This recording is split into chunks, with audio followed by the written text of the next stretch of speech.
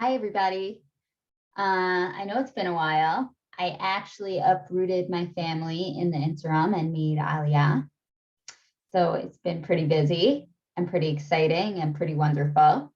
We're still totally not settled, but Baruch Hashem, it's a real success to be here, and it just feels right. So I'm very excited to get back into giving shiur. Hope Hashem gives me the strength and the knowledge to be insightful, clear, and consistent. So we're actually up to Sicha number 79. That's where we last left off. And that's where we're going to continue. So it's an incredible piece. It's going to talk about attaching ourselves to the tzaddik and the confusion that comes with it. And it's such a great piece because Rebbe Nachman is again reminding us your spiritual journey, your hope to coming close to Hashem is a process, and you need to have patience because it's going to take time. So we need to remember to always be patient and persistent, which I think as we get into the thick of things, it's hard to do. We get frustrated. We don't know why we're not where we want to be, and so many obstacles in our way. But Rebbe Nachman, again, is reminding us, be patient with the process. So I'm just going to silence my phone. Okay, so let's dive right in. We're going to read the piece. I'm going to pull up the share screen. Again, it's Sicha number 79 in Sichos HaRan.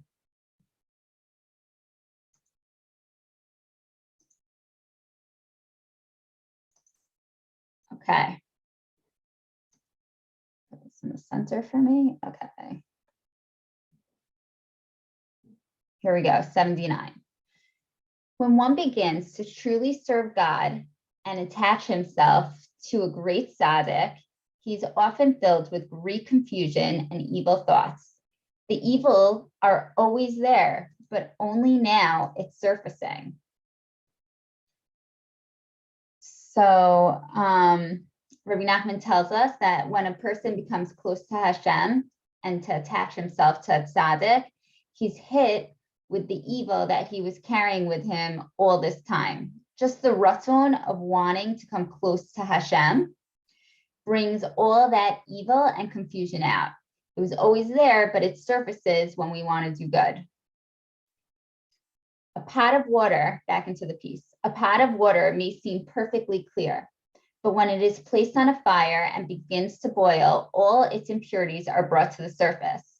One must stand by and constantly, going back up,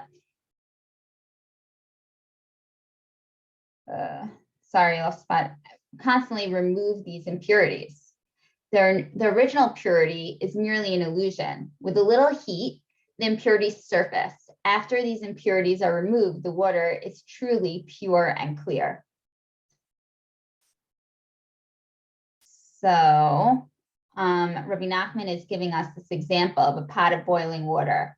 And he tells us the water looks clear when we boil it, but when we boil it, then all the grossness comes up to the surface and we have to remove it piece by piece. So I think Rebbe Nachman is telling us something really deep here. When he says that the original purity is really an illusion, it sounds like he's saying, yes, you want to do good. Your soul wants to come clean, but you're so immersed with good and bad that your purity is really an illusion. It's not real until you cultivate it and work on it. You know, I just like,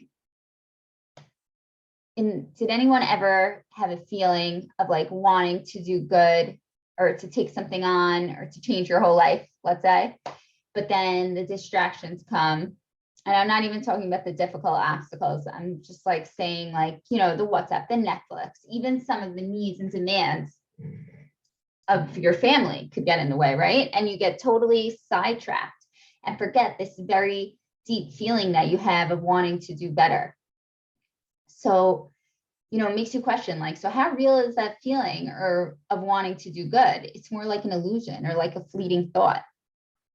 You know, the mundane just takes over. But Rebbe Nachman's saying like, even though it seems like, you know, it might feel fake or just it happens so quick, like the thought happens so quick and then it disappeared just as quickly, it's not.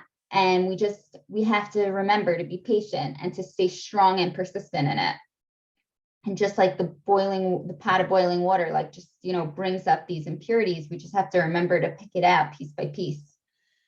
So, I mean, just a piece of advice, like whenever these thoughts or feelings come to you of wanting to do better, it always just helps just to write it down right away. Write it down in your phone, write it down on a piece of paper, in your planner, whatever it is, and just come back to it in a week or come back to it the next day and just remember, oh yeah, I actually had a thought of like wanting to do teshuvah, but like I said, life. So, okay. So now we'll continue reading into the piece. Okay, so we're up to the same is true of a person. The same is true of a person. Before he begins to serve God, good and evil are completely mixed together within him. The impurities are so closely united with the good that they cannot be recognized. Then the person comes close to a true tzaddik and he begins to burn with great feeling for God. He's touched by the heat of purification and all the evil and impurities come to the surface. Here again, one must stand by and constantly remove the dirt and impurities as they appear. In the end, the person is truly pure and clear. So Rebbe Nachman says, this pot of boiling water, it's really like us. It's really like a person. The good and the bad are so intermingled that the bad can't even be recognized as first. I think what comes to mind here is that we're so amazing at rationalizing our actions to ourselves because everything's so confusing in this world and there's so much gray. And honestly, I mean, I'll speak for myself. Honestly, I have no idea what's good and what's bad. But when we attach ourselves to tzaddik, the impurities, these evils, they come to surface much more clearly. Like the rationalization kind of comes to a standstill. And we see like, oh, even though I rationalize that it's okay to do this, it's not okay to do this. And I see it to be wrong and I want to do better. And then just like that, we're able to pick out each impurity piece by piece. Okay, back into the piece, purification requires this period of agitation and confusion. In the beginning, a person is totally immersed in the material. He then begins to come close to God. It would seem possible to remove this dirt and impurity at once for those who abandon material pursuits and begin to serve God. But the person's mind is completely intermingled with the mire or mirror. Were it to be removed immediately, his mind would be drawn out with it. Therefore, one must be purified little by little in gradual stages. So a person needs to draw out this evil in stages. Rebbe Nachman saying, like, don't think that you could do this in one shot and you're good to go. It's not going to happen. You need to do this slowly and in stages, just draw out little by little. We're just so confused and enmeshed with evil that if we would do it all at once, Rebbe Nachman says, like, your mind would be drawn out with it. We'd lose our minds. Rebbe Nachman is again showing us teshuvah is a process. It's a journey, and we need to have patience. We have to do it constantly and in stages.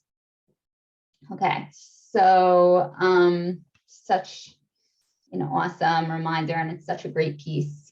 Sometimes I think like we just get into like fixing mode, and we want to just run ahead, and we don't have patience for ourselves. We don't have patience for the process of teshuvah and the journey. We just want to be already at a point, and it causes so much stress and anger and lots of feelings that are unhelpful to the process of teshuvah. So again, this is just such a good reminder. Rebbe Nachman's reminding us again, like just to slow down, be patient, pick out piece by piece. Okay, so I found an amazing Torah that connects to this in Lekutey MaHaran. It's Torah number 155. Rebbe Nachman talks about what a person needs to do in order to acquire patience and reminds us again of the importance of it. So, okay, I'm just going to pull it up on the share screen. Here it is. Okay. Oh, shoot. I'm trying to see if I know how to flip it. Hold on. Oh, there we go. Okay, that worked. I'm in like a different. whatever. Okay. Okay, so Lekutey MaHaran, piece Torah number 155. Sadness is a very evil trait, and a person is not traveling to the tzaddik is due to sadness and sluggishness and slothfulness. Likewise, a person's not praying or studying Torah with inspiration and intensity is due to sadness and slothfulness, due to a lack of faith. For certainly, if he had perfect faith and believed that God is close to him and hears every single word that comes from his mouth and hearkens to the sound of his prayer, he would definitely not have any sadness, slothfulness, or sluggishness in his prayers, and he would certainly pray properly. Okay, so Rebbe Nachman tells us right away, sadness, it's bad news. It's not good stuff. It's an evil, evil trait. It messes us up in terrible ways. And, makes us slow, it makes us sluggish, it makes us not want to do mitzvos, right? Sadness is bad. And Rebbe Nachman tells us that really sadness comes from a lack of faith. That's where it's coming from. So just to explain this a little bit more for a second, let's face it, right? If we knew the power of our mitzvos and the partnership we had with Hashem, if we had faith in that, if we believed in that, we would never be sad, ever. But it's just, because we don't have this emunah that Rebbe Nachman's talking about. We don't have this emunah of the power and the strength and like this amazing schus that we have to connect to Hashem. So like I said, we just moved to Israel in August, 4 months ago. So my husband and I, my husband's started to get close to this very special Rav. His name is Rav Yehoshua Gerzi, and he lives in Ramat Beit Shemesh, and he's been a really big help to us through this move and guiding us, school systems and all the fun stuff. So so me and my husband met with him last week, I think it was, and he kept on emphasizing a certain point, and it just ties in so perfectly to here. He kept on telling us that we need to brag about our mitzvot. He's like, you do something good, brag about it. Be proud of it, brag about it. Tell your family, make a big deal about it. And as I was reading this piece, I realized it's such an important realization what he had, it's such a chiddush, and the concept's really right here. He was showing that we need to be aware of our connection to Hashem and our role in doing mitzvot. And the more we brag about it, the more it leaves very little room for lack of faith and even further depression. The more we brag about it, the more we're proud of it, the more we talk about it, the more, again, we feel good about it, and we feel like it's a real thing. Like we really are connected to Hashem, and he sees every mitzvah we do, and he sees every, krech to come close to him. It's just, again, another reminder, we need to stop throwing our good deeds and mitzvahs in the garbage. We need to be proud. We need to brag. It's worth bragging about. Many times our humbleness, it can hurt us more than it helps us. Of course, humbleness is good. We should all try to be humble, but it's a fine line, I guess. And I believe that, this humbleness is especially true for women, that sometimes it really does hurt. We try so hard to be modest, which is a beautiful, beautiful thing. But sometimes on the other end of that, we're not necessarily taking into account of how much we accomplish and how much we do every day. So I just, I think it's a really beautiful point. And, Hashem should give us a little strength in that. Okay. Sorry, back into the piece. Here we go. However, the confusion of prayer is mainly due to a lack of faith. As a result, slothfulness and sadness beset him and muddle his prayer. For sadness and the slothfulness are primarily due to lack of faith. Okay, so again, he's just saying this is with tefillah as well.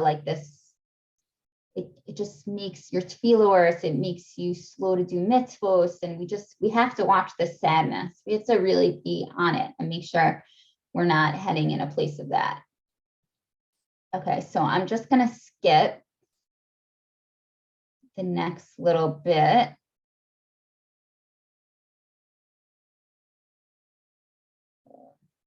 Sorry, just went too down.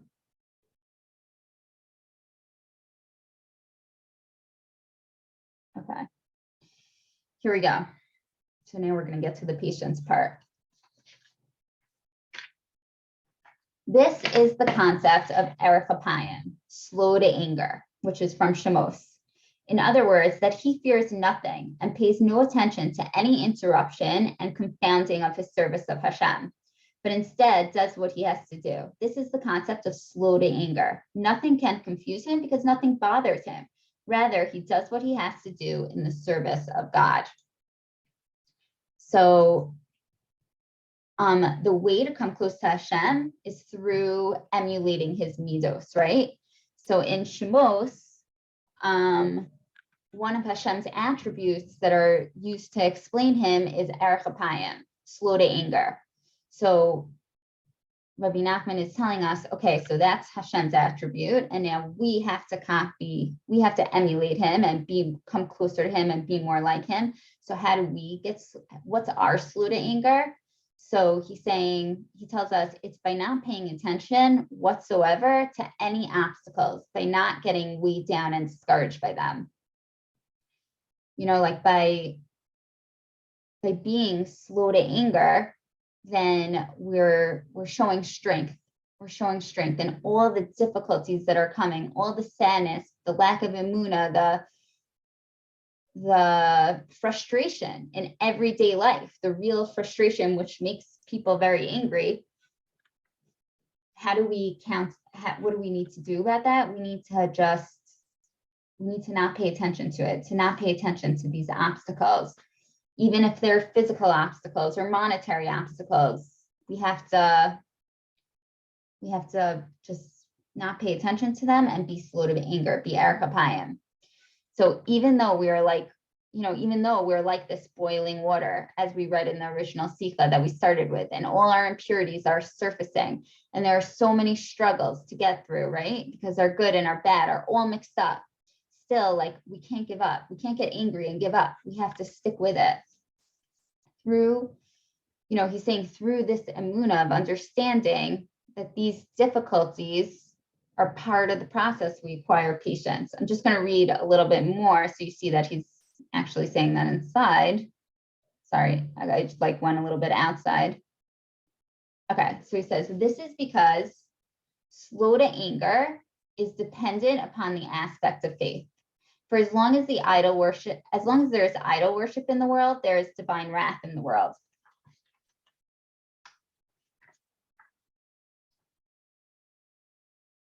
But through faith, which is the reverse of idolatry, divine wrath is eliminated. Then one merits to arichat apayim, patience, which is the reverse of charon af. So he's telling us that patience is the opposite of anger. In other words, through faith, one merits patience. Let me put this better. He will be patient with regard to any confusion or obstacle that he experiences in his prayer and service. He will be forbearing towards everything. He will not at all be sad or slothful because of this obstacle. Rather, he will restrain his ruach spirit from anger and not be bothered by it whatsoever. He will do what he has to do in the service and persevere throughout, and will not at all be affected by the confusions and obstacles. All this is the aspect of slow to anger, to which a person merits through faith, which corresponds to growing power and sprouting power. Through this, he grows and blossoms and is successful in his service. For he cannot be confounded by any obstacle that might make him fall into sadness and sluggishness, God forbid, and thereby obstruct him. Rather, he will do what he has to do with zeal and joy, without taking any note of all the confusions. All this is the aspect of slow to anger, faith, growing power, and sprouting power, as above. Okay.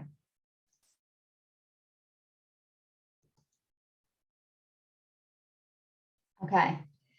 So Rebbe Nachman is saying here that through emunah, through faith, then we don't get angry, and because we're understanding that these difficulties that we go through are part of the process. And when we understand that, we acquire this patience, this arichat apayim, as it says, which is the reverse of anger. It's the reverse of charon af. So Hashem, he's slow to anger, right? And we need to emulate him and be slow, and we need to be slow to anger as well. And we do this through patience, by having patience for ourselves, by respecting the journey that we were on and the place where we're at.